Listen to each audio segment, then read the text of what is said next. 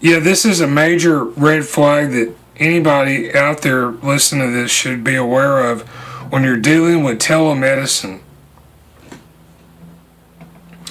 Because with this letter, I've got a lot of evidence in my case where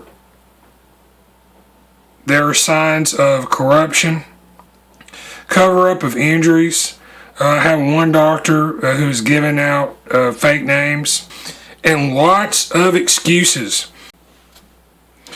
So, yeah, with this reply from the Florida Department of Health, I started to notice some suspicious signs, possibly excuses and stonewalling as to why they can't investigate my situation.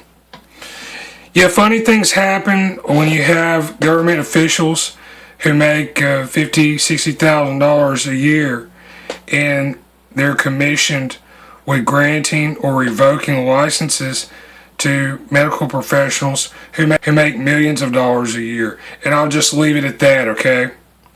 Another issue, a lot of my scans were done by Ascension. Their parent is the Roman Catholic Church. 2,000 years in existence on planet Earth, they have a lot of money. So much money, people probably cannot accurately assess it. For all intents and purposes, unlimited amounts of money. Alright. So I dug into my records and I sent a bunch more stuff. Like almost everything that I had. More than enough information to confirm my interaction with this doctor. Another issue with the Florida Department of Health, they are operating in a different era. They accept complaints against doctors via the internet, via email, okay? Once they receive that, they don't send you an email back to confirm that, okay?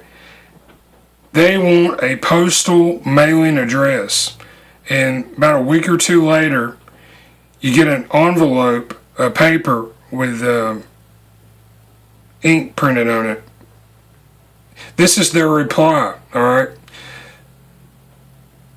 As you can see in these letters, the person who is writing this includes an email address. And what I did to speed this stuff up was I wrote my replies via email for the most part.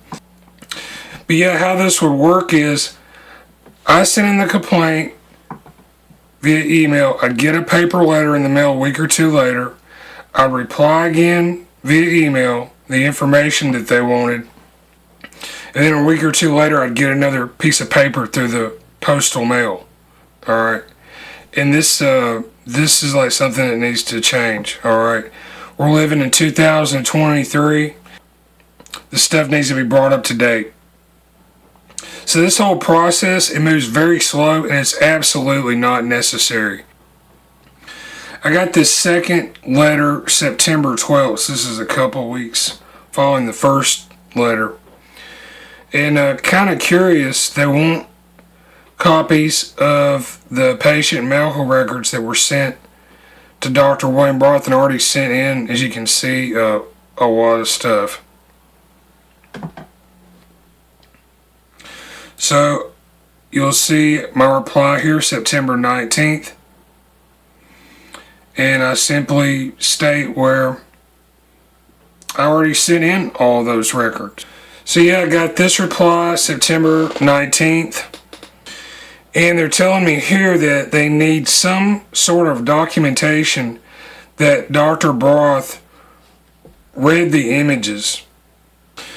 And I again reiterated the fact that the consultation took place on the telephone. I sent in the records via email. I am separated from the state of Florida several hundred miles. This was telemedicine, so I didn't have any examples of paper records. You can see I mentioned this again and again, so they should know this.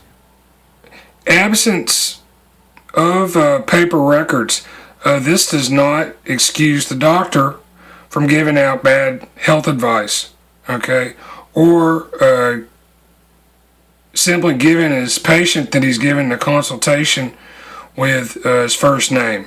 All right, and this is also part of the complaint. I think this is extremely suspicious, and this doctor, I think he needs to be investigated. Anybody thinking about going to the state of Florida for medical treatment, please pay attention to my situation, all right? Because this is real world stuff here. And actually, I would advise you to go elsewhere because it doesn't look very promising healthcare in the state of Florida. Looks like there may be some corruption afoot.